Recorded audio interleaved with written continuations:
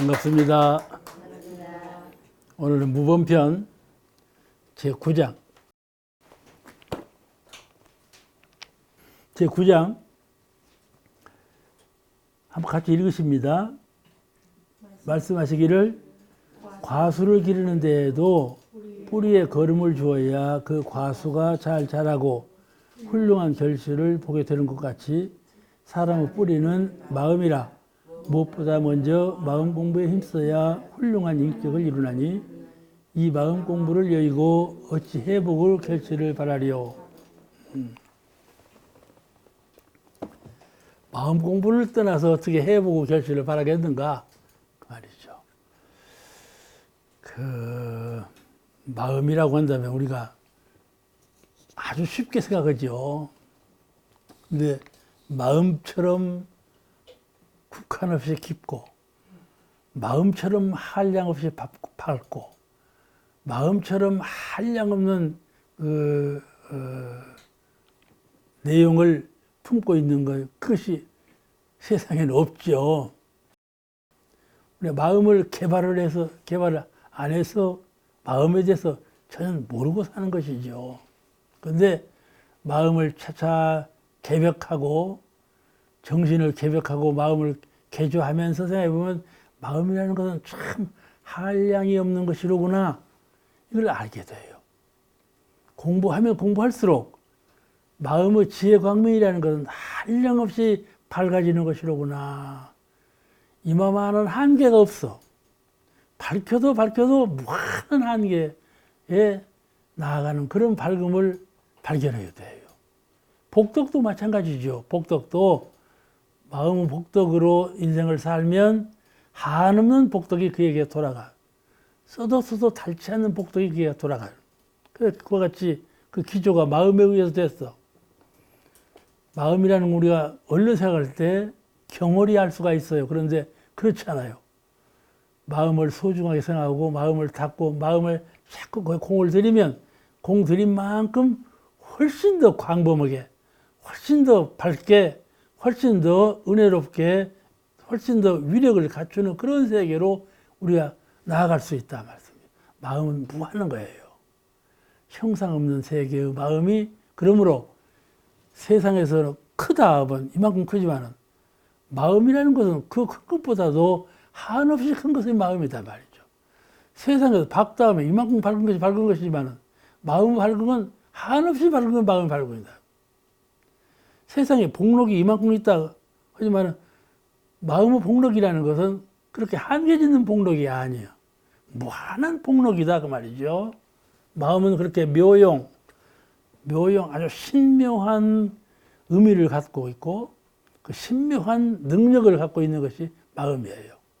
마음은 개발할수록 무한한 세계에 나아갈 수 있는 것이 마음이에요. 개발을 않고 마음만 생각하니까 마음이 가벼운 것이죠. 그렇지 않아요. 개발하면 개발할수록 새로운 마음의 세계가 열리는 거죠. 우리 생각할 때 되게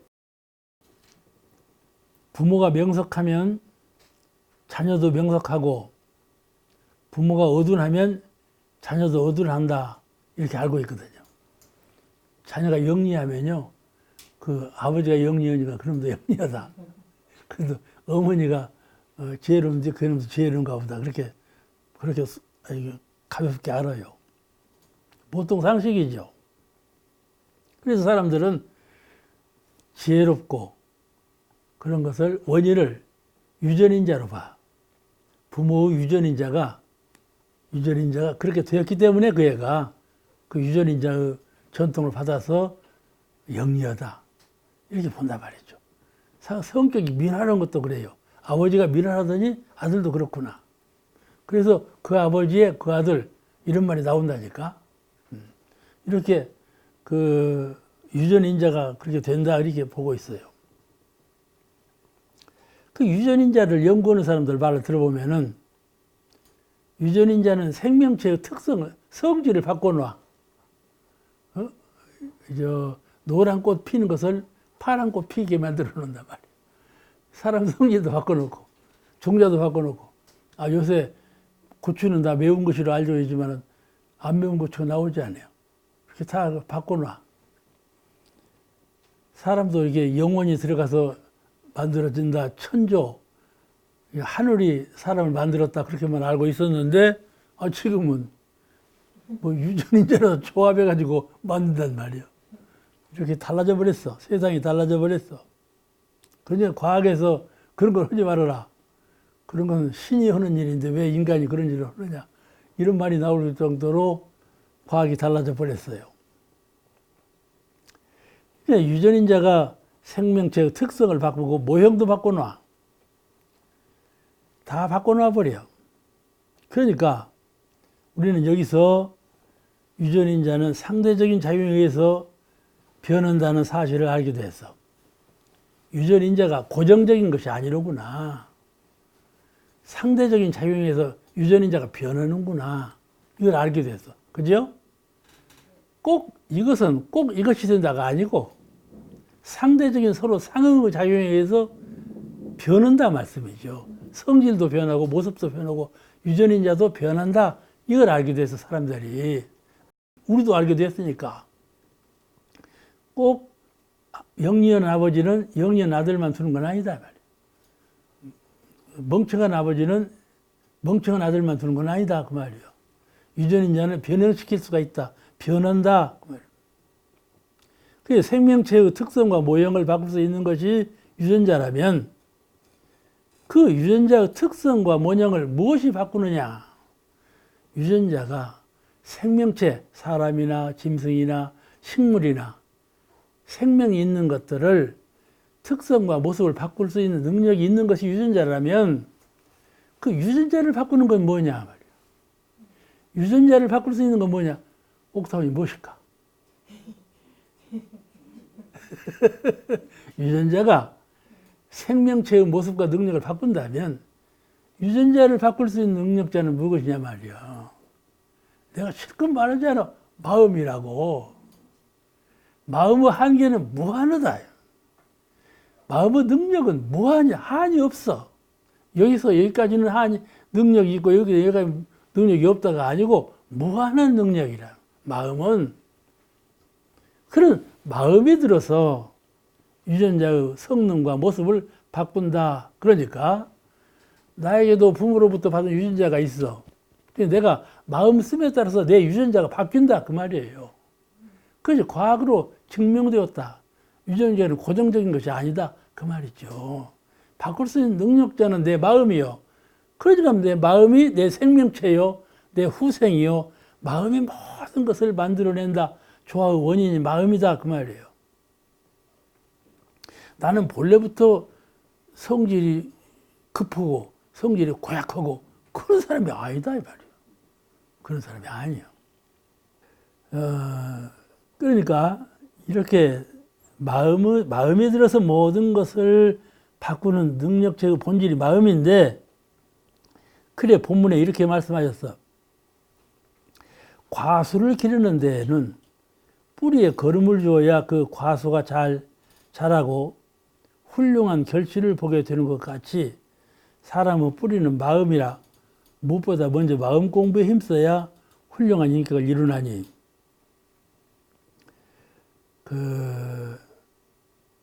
과수 기르는 사시죠? 뿌리에다 거름을 주죠?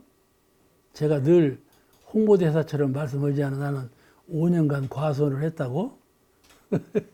근데 그때 과수원을 할 때 건성으로 온 것이 아니라 소독도 하고 거름도 주고 또 약간으로 복숭아도 되고 전체를 다 했어요. 그러니까 거름을 줄 때 어떻게 주는가 하면은 전지도 하고 어떻게 주는가 하면은 과수나무 잎사귀가 여기까지 났지 않아. 가지가. 그럼 그 잎사귀 가지 조금 밖에 거기를 파고 거름을 주는 거야. 그럼 이 뿌리가 거름을 향해서 길러 나와. 뿌리 있는 데를 자르고 거름을 주는 것이 아니고 뿌리가 없는 그 끝 거기서 조금 밖에서 거름을 놓는다니까. 그럼 뿌리가 그 거름을 찾아 나와갖고 거름길을 빨아들여. 그러니까 뿌리에 거름을 줘야 그 과수가 잘 자라고 훌륭한 결실을 보는 것 같이 사람의 뿌리는 마음이라 이 말씀이에요. 이 말씀을 건성으로 알아두면 큰일 나. 공부해봐야 아무 소용이 없어. 내 마음을 아하 내 마음을 내가 개조하지 아니하면, 내 마음을 내가 수양하지 아니하면, 또 연구 개발하지 아니하면, 취사하는 공부를 아니하면 이렇게 이 내 마음에 대해서 잘 인식해야 돼요. 대종사님께서 식물들은 뿌리를 땅에 받고 삶으로, 대종사께서 그런 하신 말씀이 있죠. 식물들은 뿌리를 땅에 받고 삶으로 그 씨나 뿌리가 땅 속에 심어지면 시절의 인연을 따라서 싹이 트고 자라며, 그렇게 말씀하셨어요. 또 말씀하시기를 동물들은 하늘의 뿌리를 받고 삶으로 마음 한번 가지고 몸 한번 행동한 것이라도, 마음은 하늘이라. 동물들은 하늘의 뿌리를 받고 삶으로, 그러면 마음의 뿌리를 받고 산다 그 말이에요. 동물들은 삶으로 마음 한번 가지고 몸 한번 행동한 것이라도 그 업이 이제 허공법계에 심어져서, 이제 이 허공법계는 이제 이 법계죠.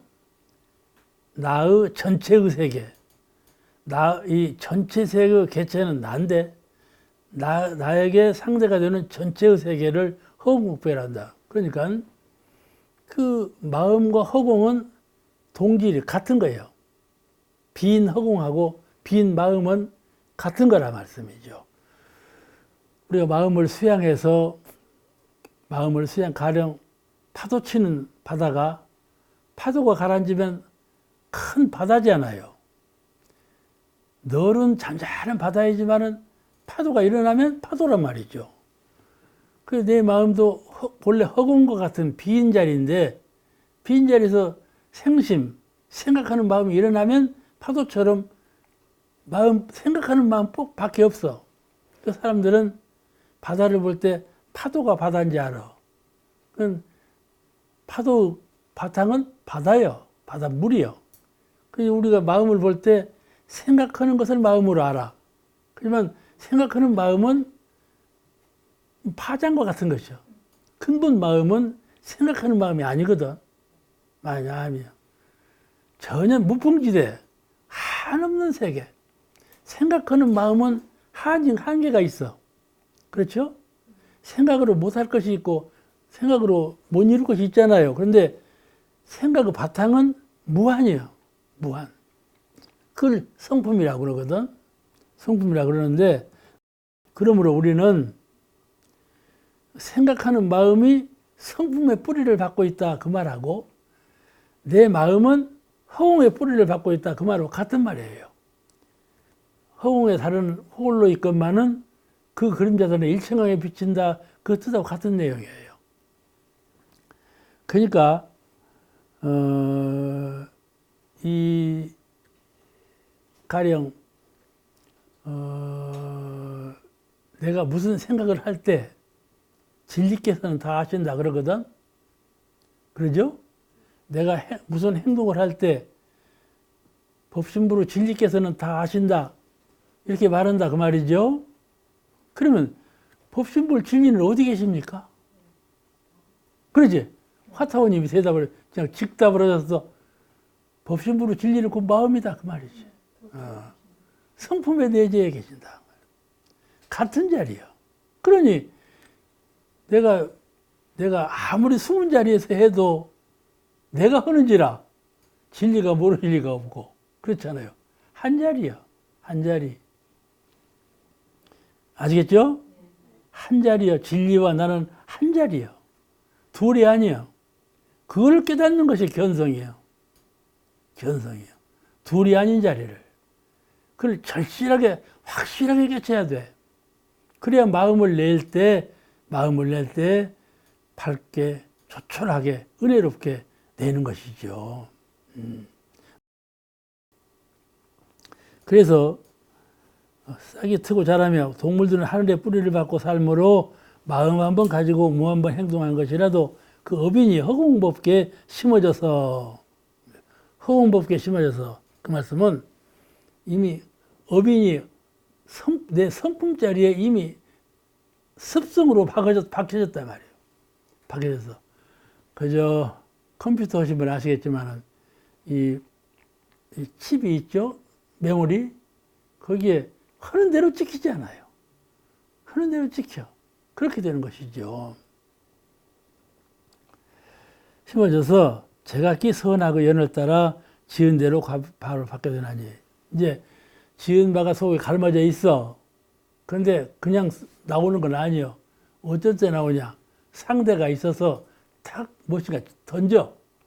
상대가 나한테 던져. 그럴 때 그림이 나오는 거야. 그죠? 마음에다 내가 뭐 악한 사람이야? 내가 뭐 성질이 급해? 이제 그런단 말이에요. 근데 상진은 딱 던져보면 알거든.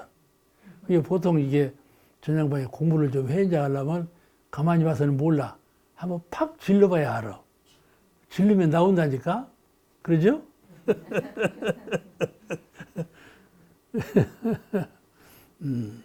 그렇게 그 선하고 연을 따라 마음이 나온다 그 말이에요. 그것이 일상수행의 요법에 심진 원래 요란함이 없건만은 경계를 따라 있어지나니 그 말씀이에요. 나무가 제 키보다 더 널리 뿌리를 받고 몸체를 세우고 영양을 흡수하는 것처럼 사람은 마음은 먼저 체를 세우고 나무도 이렇게 지 몸뚱이를 유지하려면 뿌리를 몸뚱이보다 더 높게 뻗치잖아. 뻗쳐놔. 그리고 자기를 세워놔. 그죠? 식물이 땅 위에 딱 설려면 뿌리를 깊이 내리고 자기 몸뚱이보다 더 깊이 넓이 딱 뻗쳐놓고 자기를 세운다니까. 그렇듯이 사람이 생존에 서 있다는 것은 마음의 체를 그렇게 탁 세워야 한다 말이에요. 나무가 뿌리를 자기를 세우듯이 내가 마음의 체를 속에 보이지 않는 속에 갈마져 있는 마음의 체를 나무가 뿌리를 뻗고 세우듯이 그렇게 자기를 세워야 된다 그 말이에요. 그렇지 아니하면 허수아비라. 허수아비라. 마음의 체를 세우지 못한 사람은 허수아비라. 먼저 그 마음의 체를 세우고 그렇게 해서 마음의 용을 잘 다스려야 그를 이제 훌륭한 인격을 이뤘다 그렇게 말을 하죠. 제가 오늘 공부하는 7장, 8장, 9장, 10장, 11장 계속해서 거의 비슷해요. 내용이 거의 비슷한 말로 연관되어 있어요. 그래서 저도 지금 말하면서 혼돈이 좀 일어납니다. 그러니까 그걸 용서해 주시고, 그런 뜻으로 연관되어 있어요. 그런데 그 연관되어 있는 것을, 이제 이렇게 왜 이렇게 다 하나서 끊어놨냐 하는데, 끊어놓은 데는 다 이유가 있어요. 그만한 특성을 가지고 있기 때문에 법문을 이렇게 장으로 나눠놓은 거거든요. 그것을 먼저 이해하면서 공부를 해야 합니다. 그래서 마음의 체를 여의고 산다는 것은 있을 수 없는 일이라. 그러니까 어디를 걸어가. 되게 사람들은 안입이 설신의 육군을 가지고 걸어가. 의식으로 생각하면서 누가 온다. 돌이 걸림돌이다. 이리 가면 서울 간다. 이런 의식으로 길을 걸어가. 그죠? 걸어가. 근데 그런 의식으로 걸어가는 사람은 그냥 사람이 가는 거예요. 공부하는 사람이 가는 건 아니에요. 공부하는 사람은 신령스러운 마음의 체를 딱 가지고 가. 마음이 가. 아시겠죠? 마음이 가. 이 체가 달라. 그냥 가는 사람은 몸이 체가 되고 이 의식, 안입이 설신의 생각하는 의까지 그것이 체가 되어 가는 거고 공부하는 분은 그렇게 가지 아니하고 성품과 둘이 아닌 마음의 체가 되어서 간다 그 말이에요. 갈 수 있겠죠? 네. 그렇게 가게 되면 육군이 그릇될 수가 없죠. 어두울 수도 없고 그릇될 수도 없고 또 그 힘이나 광명이 사라질 수가 없어. 항상 법도 있는 생활을 할 수가 있는 것이죠. 그러니까 깜짝 놀라면서 마음을 챙겨야 돼. 항상. 아, 내가 마음을 어디다 두었나? 마음을 어디다 두었나? 보통 사람은 그냥 마음을 채를 없이 그냥 살아. 의식으로만 살아. 이 판단이 이 뇌로만 판단해. 이 본래적인 습성, 직감적인 감정, 이런 것으로 판단해서 살아가는데 공부인은 그러지 아니하고 마음이 채가 되었어. 그 마음이 채서 마음으로 산다 그 말이에요. 이런 것을 훈련을 하면 자꾸 익숙해지면 자 그렇게 훈련이 돼요. 그래서 이 마음 본문에 이런 말씀을 했어. 이 마음 공부를 여의고 어찌 마음 공부를 떠나서 어찌 해보고 결실을 볼 것이냐.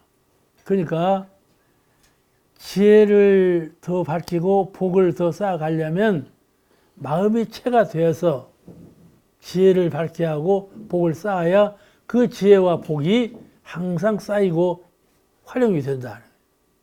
그렇지 아니하면 이 육근에 의해서 매몰되어 버려요. 뇌로 생각하는 그 의식, 안이비설진으로 활동하는 그 육근에 매몰되어 버려요. 마음이 서질 못해. 그러니까 이분은 마음이 그림자가 되어 버렸어. 육신은 그 사람의 채가 되고 마음은 그림자가 되었어. 부수적인 따라다니는 그림자예요. 그러지 아니하고 공부인은 마음이 채가 되고 육신은 그 마음에 따라오는 부수한 물건이라 이게 채와 용이 바뀌어. 이런 공부를 해야 해와 복을 제대로 알고 해 닦을 자리에 매하는 일이 없고 복 닦을 자리에 다른 복 아닌 것을 죄를 지을 수가 없는 것이다 말이죠.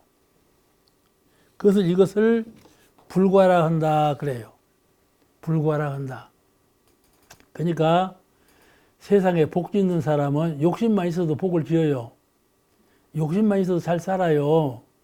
또 지식, 이 아르마리, 이 영리, 사람이 좀 영리해야 잘 살아요. 그렇죠? 공부도 잘하고. 그런데 영리해서 잘 사는 거, 부지런해서 잘 사는 거, 이것만으로는 불과를 얻지 못한다. 다시 말씀드리면 부처님의 지혜와 부처님의 복덕성을 이루지 못한다. 그거는 마음이 채가 돼서 마음으로 지혜를 밝히고 복덕을 쌓는 그 공부 채가 세워져야 그가 불과를 이룬다. 불과란 뭐냐? 복해양족. 복이 나중에 사라져버리고 지혜도 나중에 어두워져 버리고 무로 돌아가는 복과 해가 아니고 사람의 지혜와 복락은 무로 돌아가 버려. 실컷 만들었어도 다 무로 돌아가 버려. 그런데 불과는 그렇지 않아. 불과는 계속해서 쌓고 그 힘과 광명을 얻어가는 것이란 말이죠. 그래서 불성을 이루고 부처님의 지혜와 복덕성을 이루어서 부처를 이루게 된다 그 말이죠. 몰라, 실컷 말했으니까 이제 접목을 해야 된다 그 말이지. 이 사람도 세상을 살고 이 사람도 세상을 사는데 복 있게 살아. 영리하게 살고 사람이 영리하고 복이 있어야 산다. 그렇게 살아. 결국은 무로 돌아가는 것이죠. 결국 무로 돌아가. 그런데 마음을 채로 삼고 채와 용을 잘 조화롭게 활용하는 사람은 그 복과 지혜가 불과를 이룬다 그 말이죠. 불과라는 것은 무한. 무로 돌아가는 것이 아니라 한없는 복, 한없는 지혜를 이루어서 부처님의 불성을 이루고 부처님의 해와 복을 이룬다. 아시겠죠? 부처님의 지혜와 복락은 소멸되지가 않아. 그건 무한한 지혜와 복락이라. 대림사님께서는 복과 지혜가 소멸되면 항상 이렇게 충당할 줄을 안다. 소멸되지 않도록 숭상할 줄 안다. 그것이 불보살이다. 그러신 말씀을 하신 것처럼 영 다르죠. 가령 사람이 웃어. 이 사람도 웃고 이 사람도 웃고. 이제 공부인이 웃는 것하고 보통 사람이 웃는 것하고는 판이 달라. 판이 달라. 이 사람도 잘 살고 이 사람도 잘 사는데 공부인이 잘 사는 것하고 세상 사람이 잘 사는 것하고는 판이 달라. 세상 사람이 잘 사는 것은 무로 돌아가. 허무로 돌아가. 이 공부인이 잘 사는 것은 부처님은 복덕성을 이룬다 그 말이죠. 그걸 불과라고 해요. 그럼 왜 그러냐? 마음이 체가 되어서 그런다 그 말이에요. 육신으로 머리로 육군으로 잘 살고 못 살고 하는 것이 아니고 영성으로 혼으로 마음으로 체를 삼아서 잘 사는 사람은 마음은 허공같이 한이 없는지라 무한의 세계를 창조해내는 거란 말이죠. 무한. 그 점이 확연히 다른 것이에요. 그러니까 내가 서로 세상에서 다른 사람이 말할 때 가난한 사람이라고 나를 말을 해요. 다른 사람이 나를 저 사람 가난한 사람 말을 해요. 또 세상 사람이 나를 말할 때 저 사람 어눌한 사람, 어눌하다 이렇게 보아. 그래도 내가 마음에 체가 있는 사람은 그 세상에서 평가하는 것하고는 확연히 달라. 내 속마음은 영 그 평가하고는 다른 거다 말씀이죠. 그럼 왜냐하면 공부인은 불과를 이루기 위해서 나아가는 것이고 저 사람은 세상 세속적인 부귀영화를 누리기 위해서 잘 사는 것이고 판이 다르다. 이게 먼저 서가모니 부처님께서 이 출가하실 때 부귀영화는 당신들 하셔. 부귀빈천은 당신들 하셔. 부귀빈천 나는 가난하지도 않고 천하지도 않고 부하지도 않고 귀하지도 않고 부와 귀, 천과 빈 그건 다 당신들이에요. 그리고 유성출가를 한 거예요. 그죠? 부귀빈천은 당신들이나 하시오. 이렇게 마음을 가져야 돼. 이 말은 내가 서로 부하고 귀하고 빈하고 천할지라도 부귀빈천의 마음이 속해 있지 않아. 속해 있지 않아. 부귀빈천은 육군으로 사는 사람들이에요. 육군으로 사는 사람. 몸이 체가 된 사람들이에요. 그냥 공부를 하는 분은 마음이 체가 되어서 그 부귀빈천을 초탈했단 말이죠. 다시 말씀드리지만은 부귀빈천을 떠나라는 말이 아니에요. 공부하는 사람은 옛날에는요, 공부하려면 가난해야 된다고 그랬어요. 그렇지 않아요. 왜 공부인이 가난해요? 그렇지 않아요. 옛날에는 권력도 놓아버려야 공부하는 사람이다. 낚시질이나 하고 산속에서 앉았어야 공부하는 사람이라고 그랬죠. 그렇지 않아요. 마음이 체가 된 사람은 부귀빈천이 아무 관계가 없어. 부해도 가난해도 귀해도 천해도 관계가 없이 마음이 체가 되어야 된다. 그리고 우리는 무치선이라고 그래요. 이런 공부를 잘해야 마침내 불과를 이룬다. 그 말이죠. 불과를 이루어. 그것이 불과라는 것은 해족족, 복족족 그렇게 말을 하는데 복과 해가 원만하다. 그 복해 양족존이라고 그러죠. 부처님을. 복해 양족존. 복과 해가 한계가 있는 복과 해가 아니고 복과 해가 한계 없는 무한한 그런 복과 해를 이루었다. 그걸 부처님의 경지라고 해요. 그러니까 결국은 원만한 복과 해를 이룰 것인가 못 이룰 것인가 그것이 이제 관건이에요. 그래서 이제 우리는 공부인으로서 역할을 하는 것이죠. 이것이 중요해요. 오늘 본문 말씀은 이것이 중요해요. 오늘 본 말씀은 그런 말씀이에요.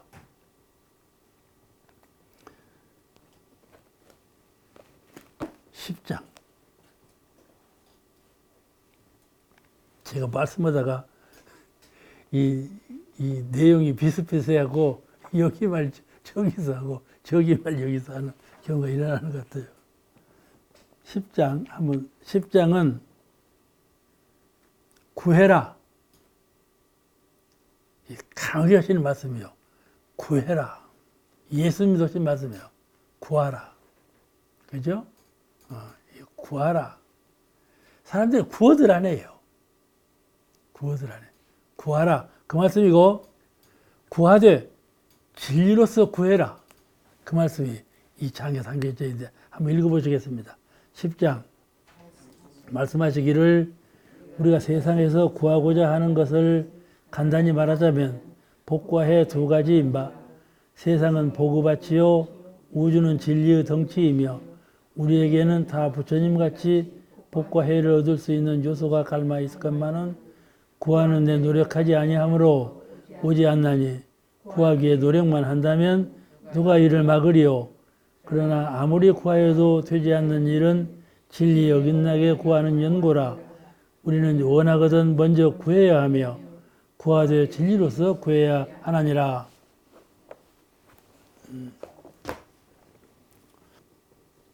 우리가 세상에서 구하고자 하는 것이 많죠? 혜성님은 뭘 구하는 거예요? 요새 뭘 구하고자 하는 거예요?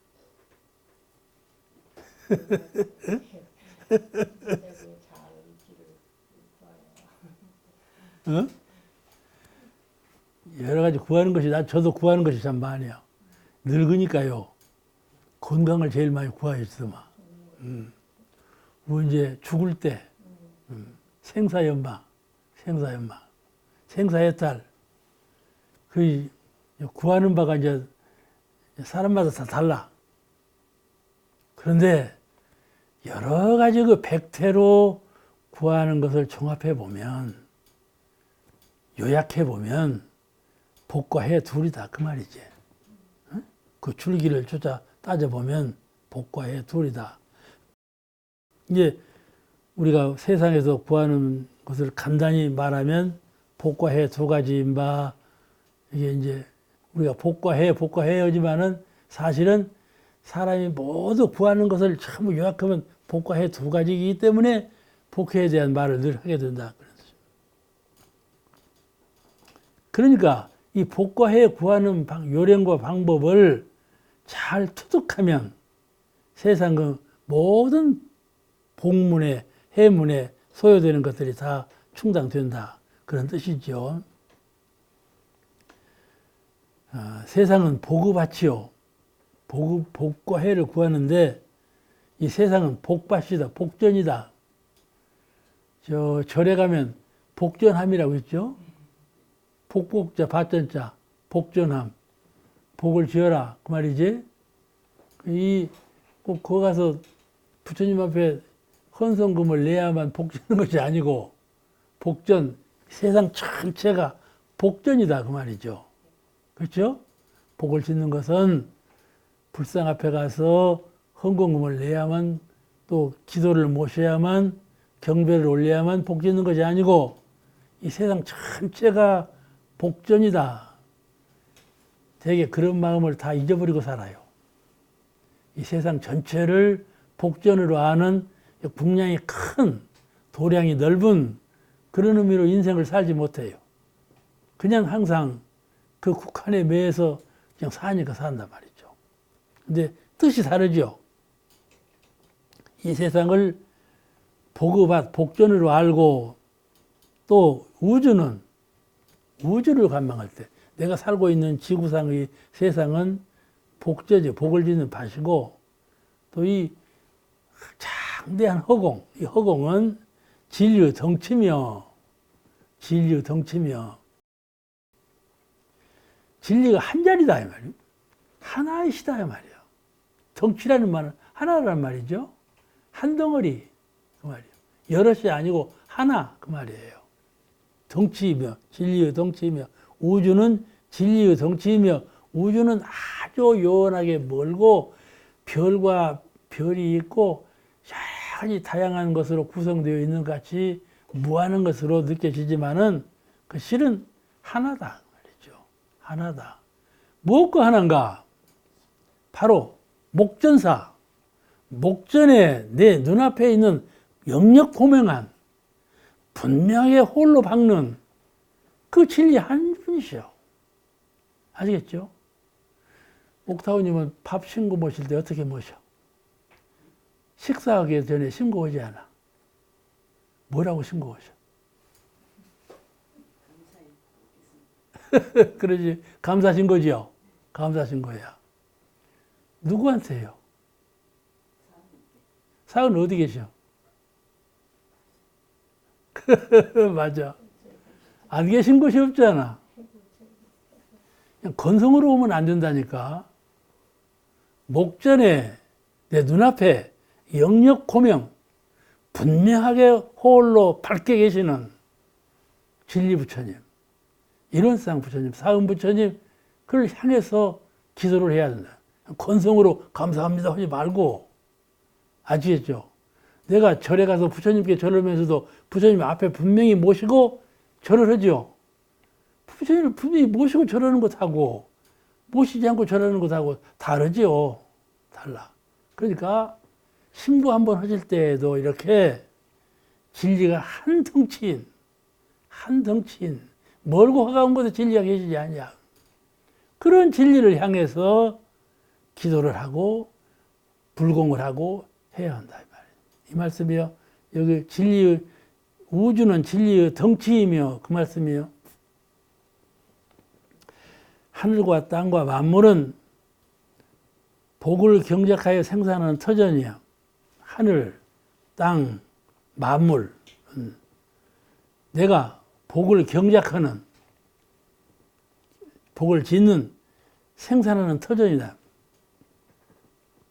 그러므로 나는 복전에 복 짓는 도구를 들고 서 있는 사람이요.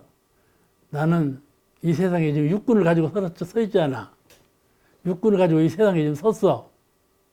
이 육군이라는 게 뭐예요? 세상은 복전이라 한다면은 육군은 뭐예요? 복지는 도구요. 그러죠. 복지는 연장이에요, 연장. 그렇게 해라, 그 말이요. 그런 심량으로 세상을 살라. 신빈작용을 하라, 그 말이요. 대종사 야외에서 물으셨어. 야외를 법설하시다가 물으시기를 누구든지 죄복의 당처를 말해보라. 죄복이 어디서 나오는가 당처를 말해보라. 말을 했어. 유산 유호일 선생님이 바로 대답하시기를 허율이 육근입니다. 이렇게 대답을 하셨다. 오갑을 받았어. 제일 높은 답을 받았어. 죄복의 당처. 죄복을 누가 주시나? 죄복을 누가 주시는가 말해보라. 그러니까 허율이 육군이 죄복을 짓는 당처올시다. 이렇게 말씀했다니까. 죄복을 다른 곳에서 오지 아니하려고 내 죄복은 내 심신작용에서 나옵니다. 그 말씀이에요. 그래서 바로 옳다고 응답을 받으셨다니까. 아시겠죠? 네. 그러니까 복을 딴 데 가서 빌지 말아라 그 말이에요. 복을 딴 데 가서 비는 것은 진리적 신고예요. 복을 비는 주체는 누구냐? 마음이거든. 마음을 고치는 데에는 진리전에 기도를 하고 진리를 향해서 공부를 해야 맞고, 몸을 위한 복록을 비는 것은 사은 당초에 불공을 해야 맞다 그 말이지. 그러니까 죄보고 당처를 말해보라. 그 말씀 의중을 탁 짚어서 허율이 육군입니다. 이런 대답을 했다니까. 이 말씀을 명심해야 돼. 우리 육군작용을 생각하는 의식, 말하는 구업, 눈으로 보는 거, 눈으로 보되 눈이 묘한 작용을 해요. 미운 마음으로 봐봐봐. 그냥 살기가 있어. 그리고 사랑스러운 마음으로 봐봐봐. 저거 알아듣는다니까. 제일 첫째 눈빛으로 알아봐, 사람을. 공부한 것도 알아본다니까. 딱 눈빛으로 보면 저 사람 공부한 사람이다, 아는 사람이다 알아. 죄보고 당처는 육군이다. 그 말. 그러니까 나를 나라고 생각하지 마라. 나는 부처님이다. 이렇게 생각을 좀 차원을 달리해. 그래야 그 생각하는 바가 다르고 행동하는 바가 다르게 나오죠. 나를 그냥 중생으로 묶어놔. 중생심이 날 바밖에 없지. 날 수밖에 없어. 그러니까 한 제자 신성을, 그런데 그 거꾸로 간 제자가 한 분 있었어. 이 제자는 불교를 많이 연구한 제자였어.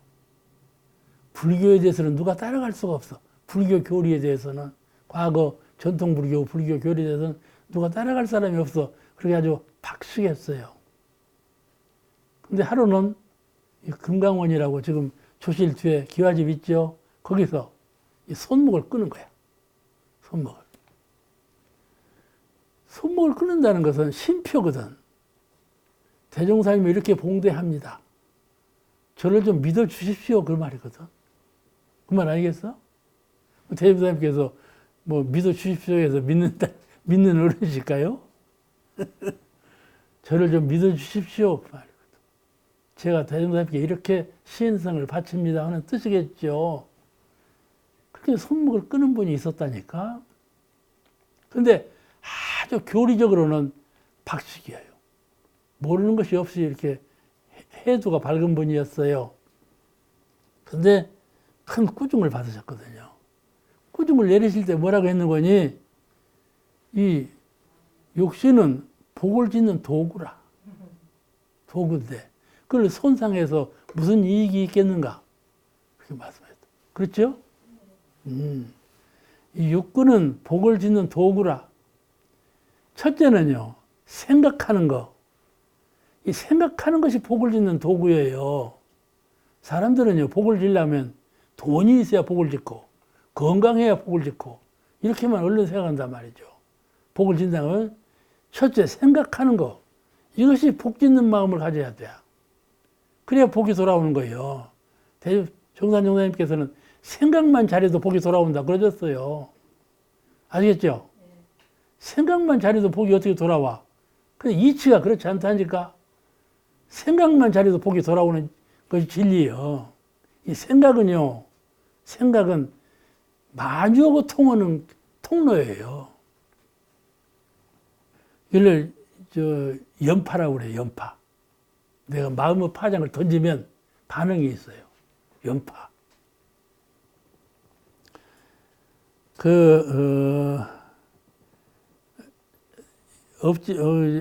공부와 대종사님께서는 몸은, 그러니까 그 제자에게 말씀하시기를 몸은 곧 공부와 사업을 하는데 없지 못할 자본이여를.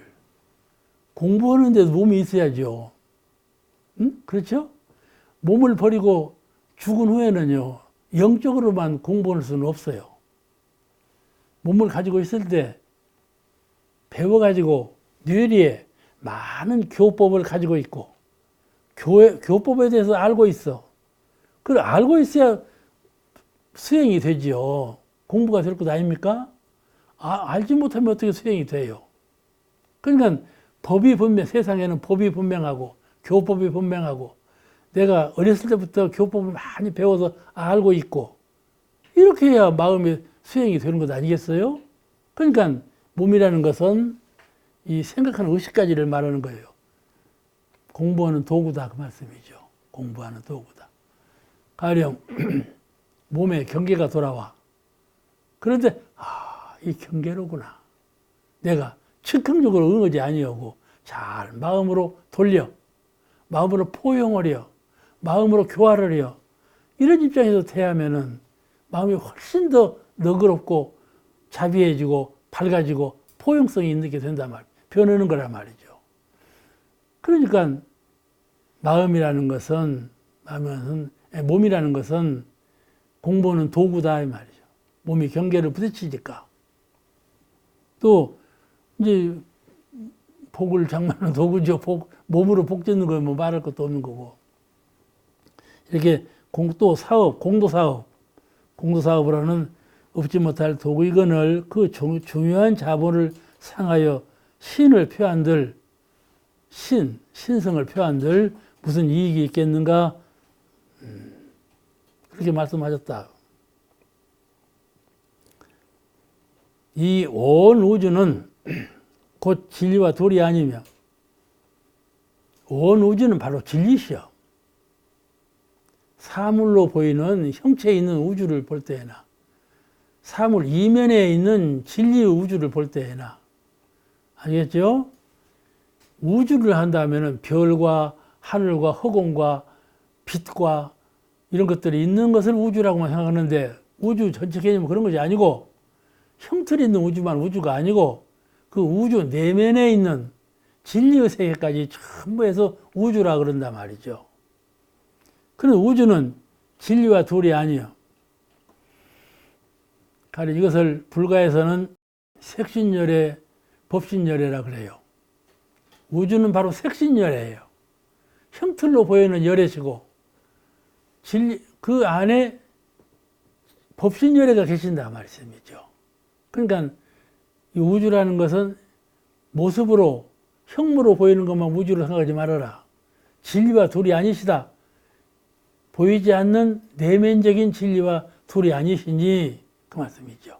그래서 우리가 사은을 향해서 기도를 모시는 것은 사은은 바로 법신물과 도리 아니시오. 우리는 그렇게 믿고 있는데 우리 원불교를 비판하는 사람들은 원불교는 4가지를 믿는다. 이렇게 소갈명이 없는 그런 말을 한단 말이죠. 그러니까 앞으로 오는 세대는요, 이 과학 문명이 참 발달해요. 과학문 옛날에는 이 사람도 물건도 다 신이 만들었다고 하지만은 오는 문명 세상은 그렇게 얼른 통하지 않아요. 사람들 생각하는 것이 아주 문명화되어 가지고 그런 추정적인 말로는 이해가 안 돼요. 아주 종교도 과학적이라 해야 돼요. 그래야 받아들여지는 거예요. 그러니까 우리 마음이라 하는 것을 물질과 둘로 보면 안 돼요. 마음과 물질은 우선 생각할 때는 딱 둘이죠. 가령 내가 이 조정중이가 지금 몸을 갖고 있는데 내 조정중이 영혼은 이 몸을 딱 떠날 수가 있어요. 이 조정중이나 기식은 다른 사람이 볼 때는 이건 살아있어. 숨쉬고 살아있는데 영혼은 따로 떠난단 말이죠. 그러니까 영혼과 몸은 둘이죠. 떠나니까. 그런데 영혼과 몸은 본래 둘이 아니다 그 말이에요. 그걸 가르치는 것이 불교예요.